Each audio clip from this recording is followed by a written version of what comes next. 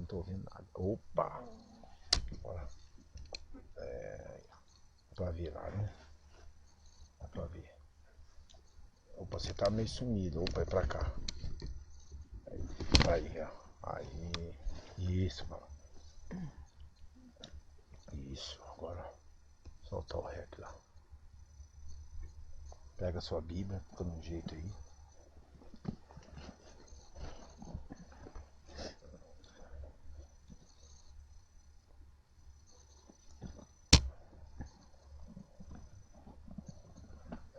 Quer pegar um gancho aqui acerca da. Vamos ver se saiu. Vamos ver se saiu. Às vezes a gente bate aqui e fica na dúvida. Saiu ou não saiu? Então vou ver aqui. Será que se entortar ele, fechar mais ele? Talvez melhor, vamos ver lá. Cadê o arquivo? Aqui. Meu computador. Aqui.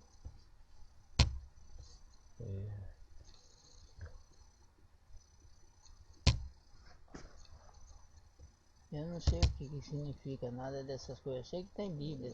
Então, mas isso aqui eu vou te ensinar vídeos. Vamos ver se saiu. Só pra gente não ter dúvida depois quando for mexer. Ah lá, ó, nós lá. Ó. Ó, nós lá. Então, quando eu apertar lá já vai estar gravando de fato. Não precisa mais ter dúvida. Vamos ver. Volume.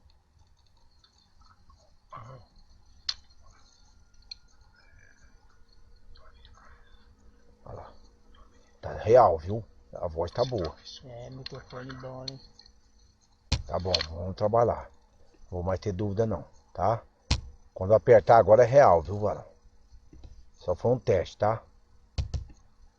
Vai entrar, olha que eu der play, já tá valendo. Vai.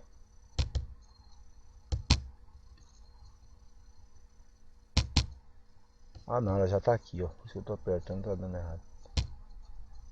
Não, foi. Media Play. Fechar os vídeos. Webcam. Aqui, ó. Ela tá aqui, por isso que não tá saindo. Aí, agora eu vou apertar lá. Aqui, ó. Aí. Nós estamos aqui, eu e o Antônio, que vos fala, e o nosso irmão Haroldo. Nós estamos aqui em um lugar muito amplo, uma fazenda. Estamos aqui meditando, buscando as revelações e os conteúdos da palavra do Altíssimo. Nós nos sentimos aqui como Adão talvez se sentiria no paraíso, livre perante a natureza. Porém, nós estamos limitados a uma era, a era do pecado. Porque desde que Adão peca, a eternidade ela foi rompida, ela foi impedida de permanecer na vida do homem. E o homem passa a viver uma era mortal, ou uma era do pecado, porque o pecado gera morte. E nesse contexto da dimensão eterna que Adão vivia ali no paraíso, ele estava livre com os animais. Nós temos aqui uma compreensão acerca do propósito que o Altíssimo ele tem para a vida do homem. Ele quer que o homem esteja livre, que o homem esteja completamente independente de qualquer tipo de sistema ou de organização ou de conteúdo relacionado com a modernidade. O que nós estamos vivendo hoje na Terra, em uma cidade, em uma vida moderna, trabalhando, conquistando, planos de carreira, vestimentas, toda a vaidade que o homem vive, que o homem manifesta sobre essa terra é fruto do pecado original de Adão. Ou seja, o homem, ele não deveria e não era para estar confinado a um sistema organizacional, um sistema de controle, de hierarquia, um sistema humano que foi desenvolvido desde os primórdios dos tempos pelo homem primitivo e evolutivamente culminando até os nossos dias com toda essa modernidade, com tudo aquilo que nós conhecemos como modernismo ou a vida que hoje nós entendemos como vida, é uma vida que não foi programada inicialmente pelo Altíssimo. Eu quero pegar um texto, pedir para o nosso irmão Haroldo abrir aqui, em Isaías capítulo 46, um texto revelador acerca do plano original que o Eterno tinha para o homem criado sobre a terra. No capítulo 46, no versículo 10, eu vou pedir para o nosso irmão Haroldo ler aqui na tradução que ele tem na mão dele, no versículo 10. Pode ler, por favor. Que desde o princípio anuncio o que há de acontecer, e desde a antiguidade as coisas que ainda não sucederam. Que digo, o meu conselho permanecerá de pé, farei toda a minha vontade. Esse texto, ele é um texto revelador acerca do propósito original. O texto diz que o Eterno anuncia o fim desde o princípio e as coisas que ainda não aconteceram. E ele está mostrando no contexto aqui do capítulo 46, pela a pena de Isaías, o profeta que escreve o livro, sobre os ídolos da Babilônia. A Babilônia é esse sistema organizado. Babilônia é um sistema que iniciou primitivamente com o primeiro império que surgiu sobre a terra, o império de Nirode. No capítulo 11 de Gênesis nós temos toda a descrição deste império e como ele se fundamentou. A princípio, Nirode ele se estabelece como um tirano e, juntamente com a sua mulher e mãe, que era Semíramis, eles construíram o Império da Babilônia. Naquela época se chamava Babel, era uma torre. E posteriormente, nas proximidades ali, surge, né, o país ou Império da Babilônia, que ficou conhecido pelo rei Nabucodonosor, na época do cativeiro de Israel. Mas primitivamente o império que se surgiu, que se fundamentou em Babilônia, era um império que começou a idealizar todo o contexto do que seria hoje as cidades, o que seria hoje um sistema metropolitano. Passou aqui um mega jato, quer dizer, nós estamos aqui em um campo, em uma fazenda, nas proximidades da cidade de Três Lagoas, no Mato Grosso do Sul. Você que está aí no Brasil ou no mundo, ouvindo, vendo esse vídeo, você poderá se perguntar onde nós estamos. Pois justamente estamos nas proximidades, nas cercanias de Três Lagoas, no Mato Grosso do Sul, aqui no Brasil. E este avião que passa aqui é um avião de passageiros com dezenas de passageiros, seus 40, 50, 60 passageiros, ou quem sabe até mais. Um avião de médio porte. Quer dizer, uma modernidade. Um avião desse nunca seria idealizado e pensado primitivamente por Nirode ou por qualquer outro imperador que tinha seus carros, suas carruagens, seus cavalos. Quando o homem imaginaria que surgiria, né, um equipamento como esse que pudesse voar, que pudesse conduzir pessoas assim de uma forma tão protegida, até mesmo em meio a uma turbulência, uma tempestade, ele pode passar, ele pode perspassar, né, e ir muito além, voando para lugares distantes, lugares que não poderia antes ser atingido pelo homem.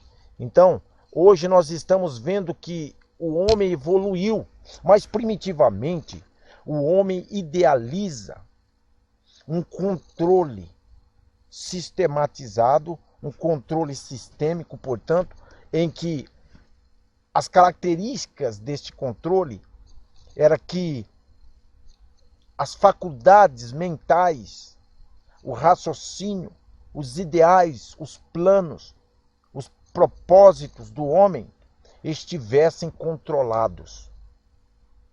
E o que está descrito nessa palavra aqui, dentro do contexto dos ídolos de Babilônia, está dizendo que o Eterno anuncia o fim desde o princípio. Antes que houvesse a construção de Babilônia, já estava idealizado o plano que o Eterno tinha, que não era colocar o homem submisso a um outro homem, que não era deixar o homem controlado por outro homem. Adão foi criado, o Eterno diz, olha, dominai. Ele disse, crescei e multiplicai, enchei a terra e sujeitai-a. Então, quando o Altíssimo cria o homem, ele cria o homem com a finalidade de administrar, de preservar, de cultivar o jardim para o qual ele foi criado como rei. Adão seria rei sobre aquele jardim. E a mulher que o Eterno cria, ela estaria como uma parceira, uma companheira na administração daquele jardim. Então, portanto, não haveria a característica de domínio humano, tirano. Não haveria o domínio moderno que nós conhecemos como um sistema organizado de controle. Adão, ele tinha uma sabedoria que era superior a de qualquer conselho científico do mundo que você conheça. Não havia e não há na história um homem que pudesse imitar a sabedoria e a capacidade que Adão tinha. Adão pôs o nome em todos os animais. Adão tinha uma sabedoria, uma ciência sobrenatural. Adão conseguia guardar informações. Ele tinha uma memória superior a qualquer computador do mundo. Então, hoje o que nós vemos na era do pecado, quando o homem peca e o homem se desfigura, perde a sua capacidade, o seu potencial primitivo, nós vemos o homem buscando agora todo um controle, uma administração sobre a terra, desassociada do propósito do Altíssimo, pela própria condução, a própria vontade humana. E em meio a todos esses esforços, a toda essa intenção de domínio, infelizmente o homem ainda não consegue demonstrar a capacidade que Adão tinha, porque Adão controlava o jardim, ele tinha o poder de voar e aparecer em uma outra região, ele controlaria tudo. Então havia uma dimensão angelical na vida de Adão. A palavra diz em Hebreus capítulo 1, versículo 13, que ele foi embora criado um pouco abaixo dos anjos, em poder, em capacidade. Um pouco abaixo. Ele tinha uma autoridade, um poder muito grande. O homem moderno hoje, o homem do pecado, ele não tem um mínimo de poder, de capacidade. Tudo que ele faz é mediante a tecnologia, mediante a história evolutiva, a capacidade desenvolvida, com muito sacrifício, com muito labor. Adão, ele estava com a chave do poder em sua mão, já na sua criação. Olha, façamos o homem a nossa imagem e semelhança, disse o Eterno. Então Adão tinha toda a autoridade e toda a capacidade de governar, de regimentar, de conduzir, de olhar tudo que estava à sua volta. Um poder sobrenatural. Então o que o Eterno quer dizer com essa palavra acerca dos ídolos de Babilônia, quando ele diz aqui no texto-chave que nós lemos, que desde o princípio anuncio o que há de acontecer, e desde a antiguidade as coisas que ainda não sucederam. Que digo, o meu conselho será firme, e farei cumprir toda a minha vontade. Qual que era a vontade do Altíssimo? Pois aquela vontade que ele estabeleceu no princípio, é o que vai se cumprir no final. Se você pega lá em Apocalipse, no capítulo 21, você vê acerca da Nova Jerusalém, você vê a árvore da vida, você vê o paraíso que está escondido, o paraíso de Deus. Você vê lá toda a característica do princípio da criação. Quando o homem teria a árvore da vida como seu alimento, e ele não iria ter a natureza do pecado. Então, quando o homem passa a construir cidades, se você pega o capítulo 11 de Gênesis, quando o Eterno vem para ajuizar aquele império de Nirode, ele dá um veredito dizendo, antes, quando o homem está construindo aquela torre, ele diz que não haveria limites para o homem. Ou seja, o homem iria buscar ininterruptamente e desenfreadamente uma conquista, um domínio ditatorial sobre a Terra. E na medida que o homem conseguia dominar e controlar pessoas e espaço, ele iria estar explorando o infinito e o ilimitado. E ele diz aqui no capítulo 11 de Gênesis, sobre esse contexto da Torre de Babel, no versículo 6, eu pedi para o irmão Haroldo proceder à leitura aí nessa tradução dele, que é muito interessante, esclarecedora, de fato. E a gente vai então acompanhar a leitura no capítulo 11, versículo 6. E o Senhor disse: Eis que o povo é um, e todos têm a mesma linguagem. Isso é apenas o começo. Agora não haverá restrição para tudo que intentam fazer. Esse texto, ele é um texto chave para demonstrar o poder desenfreado e desordenado que o homem tirano, o homem explorador, Nirod, com seu império, passou a exercer sobre a terra. O mestre, o eterno, ele diz afirmativamente que desde aquele momento que o povo era um e que era uma sua linguagem, ele diz que era apenas o começo do quê? Esse não era o princípio que ele anuncia aqui em Isaías 46, versículo 10. Eu sou aquele que anuncia o princípio desde o fim. Esse princípio aqui que ele está dizendo, isso é só o começo. O versículo 6 está dizendo, ó, eis que o povo é um e todos têm a mesma linguagem. E isto é apenas o começo. O começo do quê? O que o irmão entende como começo? Aqui está no contexto da Torre de Babel. Era o começo de um império que iria se proliferar e se estender por todo o universo e chegar aos rincões do mundo, controlando, subjugando, explorando matéria-prima, explorando toda a natureza, explorando toda a estrutura física e biológica da Terra, explorando os animais, explorando as aves, vegetais. Toda a biosfera estaria comprometida com esse sistema explorador primitivo, que era fruto do homem, do pecado do homem desordenado, desenfreado, o homem que não tinha obediência e temor ao Criador. A palavra Nirod, o nome dele, significa rebeldia, ou aquele que se rebelou. Ou seja, esse homem, ele era primitivamente, originalmente, o pai, ou fundador, ou criador de toda sorte de impérios, cidades, sistemas organizados fora do plano do Altíssimo. Interessante que ele diz aqui que ele iria construir uma torre, não é?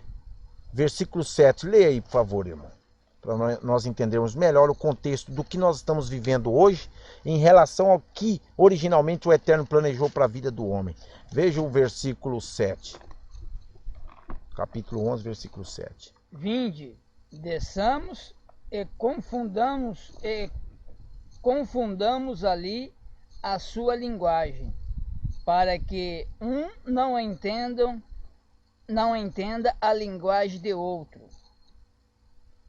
Ou seja, aqui haveria então a confusão daquele sistema, um sistema que iria se frustrar ali originalmente por juízo do Altíssimo, porque o Altíssimo não apoiava aquele intento, aquele império da injustiça, o império da exploração, do controle sistêmico de um homem sobre outros homens. Mas vamos ver o versículo 4. Quando Nirod, né, se apresenta e se manifesta. Versículo 4. Disseram, vinde e edificamos para nós uma cidade e uma torre cujo tope chega até aos céus, e tornemos célebre o nosso nome, para que não sejamos espalhados por toda a terra. Aí está. A terra é muito grande. Naqueles primórdios, o homem tinha um conceito, um entendimento da grandeza do universo. O homem não tinha condições de explorar. Imagina você dentro de uma Amazônia, dentro de uma Oceania, um lugar pantanoso, um lugar onde as árvores eram gigantescas, porque eles estavam ainda numa era primitiva de grande biosfera e diversidade de animais e tantas outras características da Terra naquele momento ainda primitivo da criação. Eles estavam vivendo aqui aproximadamente 1000 anos depois de Adão. Agora veja, o homem não queria se espalhar por toda a Terra, ele queria se concentrar organizadamente ou imperiosamente sobre os outros homens. Na verdade, ele estava atraindo as pessoas como um bom político para controlá-las, para dominar suas mentes. E eu pergunto, hoje, o homem moderno hoje, ele não está exatamente dentro desse contexto de escravidão e de controle? Está. Todo o contexto hoje que nós estamos vivendo está apontando para um governo único mundial. Esse mesmo império que primitivamente começa aqui, o Senhor diz, olha, este é o princípio, não haverá intento para tudo o que quiserem fazer, e este é só o princípio. Então, quando eles conseguem uma só linguagem, ali foi só o princípio o quê? O princípio do que seria hoje, atualmente, nos dias modernos, nos tempos finais, esse contexto mundial, global, universal de controle humano, em que um homem denominado anticristo está para ser encabeçado sobre a face da terra. Mas o que o Altíssimo idealizou primitivamente está em Adão. Então esse juízo que o Eterno traz sobre a vida daquela população primitiva e daqueles líderes primitivos, cujo principal era Nimrod, ele tinha ali com certeza seus sacerdotes, ele tinha uma religião, ele tinha uma moeda, ou tinha um controle de mercadoria, ele administrava os ganhos, as finanças, ele tinha um banco, ele tinha pessoas à sua volta, ele tinha ali um sistema de cadastro, de conhecimento das pessoas, quem era quem, tinha uma hierarquia no seu governo, com certeza tinha uns maiores, outros menores, outros inferiores, tinha os seus servos, e tinha o povão, tinha os escravos, ele tinha todo um controle. Ele tinha um sistema de educação, ele iria controlar ali a educação, o ensino, a língua. Eles tinham uma só língua, diz a palavra. Então, com certeza tinha ali uma didática em torno dos planos do governo dele. Ele criou esse sistema organizado. Tinha uma mídia, alguém poderia traduzir as informações por intermédio de pergaminhos ou qualquer outro tipo de informativo. Tinha os seus correios, que estariam circulando as informações, um sistema de mídia primitivo. Ou seja, Nimrod encabeça, então, por assim dizer, o contexto primitivo do que seria hoje a Grande Babilônia. Né? Vamos pegar um texto aqui em Apocalipse capítulo 17, no versículo 13. Assim como lá, primitivamente, houve um só pensamento, uma só língua, em torno de um plano, um propósito de um tirano, que era Nimrod, assim também no plano da universalização, globalização, modernização daquele primitivo império de Babel, hoje a grande Babilônia, descrita aqui em Apocalipse capítulo 17, versículo 13, que o irmão vai ler agora, é a tradução do fim desse império, do que estará acontecendo agora, modernamente, ultimamente, acerca desse mesmo império primitivo. O irmão leia, por favor, o versículo 13. Tem estes um só pensamento, e oferecem à besta o poder e a autoridade que possuem. Aqui está. Esse texto ele está prosseguindo o intento dos reis, que é descrito no versículo 12, como chifres. Né? 10 reis, 10 chifres, que são 10 reis, os quais não receberam reino. E aí esses têm autoridade e com a besta, não é, eles vão reinar. E diz aqui que eles têm um só pensamento, oferecerem à besta o poder e a autoridade que possui. Então aqui está, esse controle primitivo do Império de Babel, ele se maximiza, né? Ele se agiganta, se universaliza, se moderniza e se finda com esse império do anticristo. Quando os reis da terra, as nações do mundo, estão ovacionando um governo mundial, a New World Order, que é a nova ordem mundial que estão sendo cogitados e planejados já há muito tempo e que está agora em voga e já está protocolado a aliança desses reinos para o encabeçamento de um só governo mundial. Então o Senhor, ele anuncia o fim desde o princípio, as coisas que não sucederam. O texto então que nós lemos, ele descreve, lá em Isaías capítulo 46, que nós lemos primitivamente, o texto base, no versículo 10, ele descreve aqui a queda dos ídolos de Babilônia, o juízo, né? Aqui diz a queda dos ídolos de Babilônia. E ao mesmo tempo também ele anuncia o princípio do que será o fim. Assim como começa-se o Império de Babilônia lá em Nimrod, e agora ele termina com a Grande Babilônia e o Império do Anticristo, o qual o Senhor diz em 2 Tessalonicenses capítulo 2, versículos 7 e 8, que o Senhor o destruirá pelo sopro da sua boca, ou seja, palavra profética, palavra sobrenatural, a ousadia que ele dará, né, aos seus servos, os seus profetas, os seus apóstolos, os seus filhos, os seus seguidores, bem como quando o Messias, o Mashiach, aparecer, ele então destruirá. Tem um texto interessante que diz que ele destruirá os que destroem a terra. Se não me engano é Apocalipse 11, 18. Então esses que estão dizimando, explorando, que estão debelando toda a natureza, toda a capacidade, a estrutura humana, levando o homem a ser um mero repetidor, um mero escravo do sistema organizado, quando o homem não tem a liberdade que ele teria de pensar e agir, ir e vir, como a própria Constituição garante. E Adão tinha essa liberdade. Adão tinha o poder de, no safari, ele sair lá na África, de repente voltar aqui no Brasil. Ele tinha um poder sobrenatural para poder reger o Éden. E aquele primitivo jardim seria a extensão para toda a terra. O Eterno faz ali um teste confinado, né, primitivo e confinado, daquilo que ele iria posteriormente gerar, né, sobre toda a face da terra, ou seja, um paraíso global. Mas quando Adão não passa no teste e dá início à era do pecado, pondo fim ou interrompendo a eternidade, né, o ciclo da eternidade, agora então o homem passa a estender sobre toda a terra a maldição do pecado. Mas assim como era no princípio, será no fim.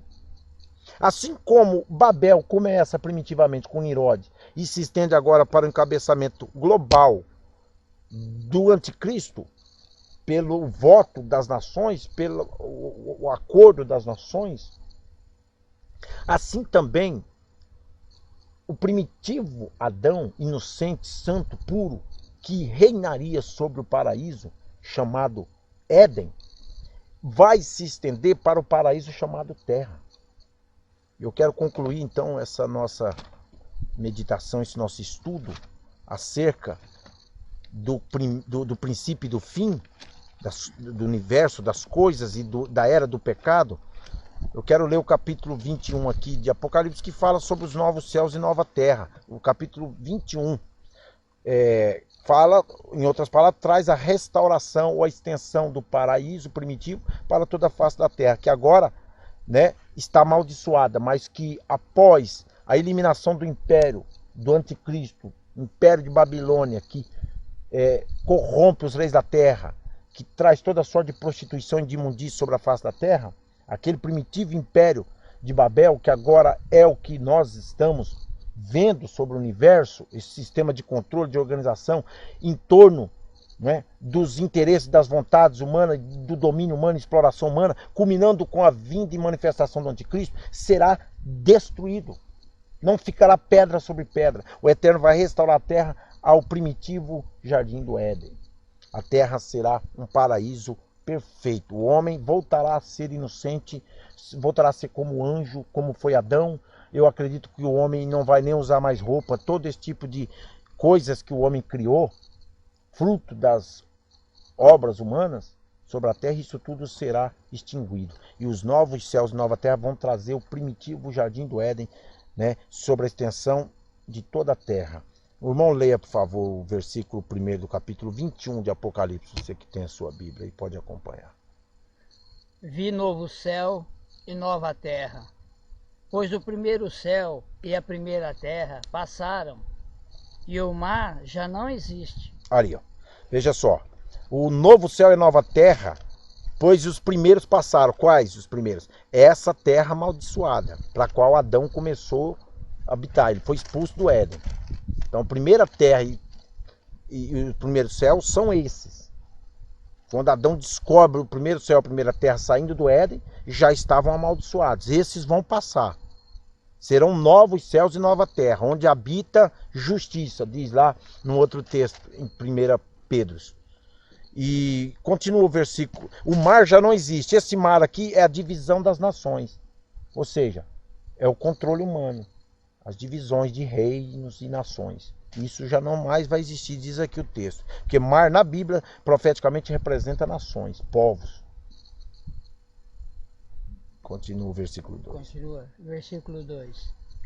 Vi também a cidade santa, a nova Jerusalém, que descia do céu da parte de Deus, ataviada, como noiva adornada para o seu esposo. Olha aí, aqui é o complemento profético do governo de Cristo.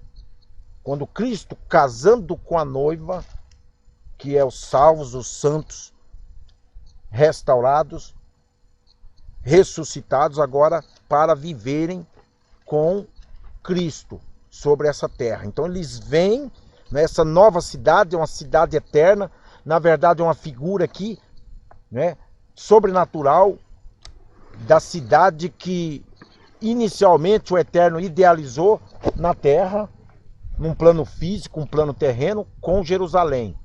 Mas que agora ele vem trazendo do céu uma cidade pura, perfeita, imaculada. Significa o conjunto dos santos em atividade no seu corpo. Na verdade, eu entendo como o próprio Cristo. Se haverá uma cidade física, não há evidência clara para entender isso. Porque todo esse sistema de cidades, você pode entender como sendo construção, né, primitiva no Império de Nimrod, que se estendeu por todo o universo. O versículo 1 diz que já não existirá o mar, essas divisões de nações. Esses povos não existirão mais. Então haverá um só governo, o governo de Cristo. Né? Mas não do anticristo, que engloba todo esse sistema escravocrata, essa modernidade, todo esse conjunto metropolitano, sistêmico de uma cidade em atividade, com a sabedoria e intelecto humano. E que, claro, o Altíssimo é soberano sobre o entendimento humano, sobre a ciência humana, porém, tudo isso feito com um propósito de rebeldia primitiva de Nimrod, para, com a sua própria força, com o seu próprio braço, desenvolver, como os próprios faraós posteriormente, um reino independente e um suposto progresso e sabedoria própria nesse reino, em que ele iria desenvolver a seu bel prazer. Então esses reinos não haverá essas cidades. Essa cidade santa aqui é uma outra dimensão, uma dimensão superior, né? Diz que ela estará com ouro, com jaspe, com as pedras preciosíssimas, as mesmas que existiam no Éden.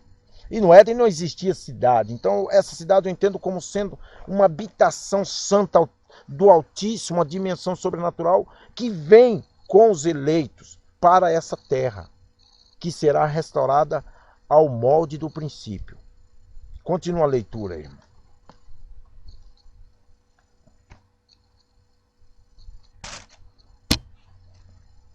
Versículo 3. Isso. Então ouvi grande voz vinda do trono, dizendo: Eis o tabernáculo de Deus com os homens. Deus habitará com eles, eles serão povos de Deus, e Deus mesmo estará com eles. Olha aí. Então esse tabernáculo aqui, veja só, ele já vem correspondendo com essa cidade. Essa cidade vem. Aí ele diz que vem o tabernáculo. Esse é o tabernáculo de Deus com os homens. Ou seja, a cidade vem e agora o tabernáculo vem. Não, é uma dimensão habitacional num plano eterno, em que o Altíssimo, ele engloba em torno de si aqueles que o assistem fielmente.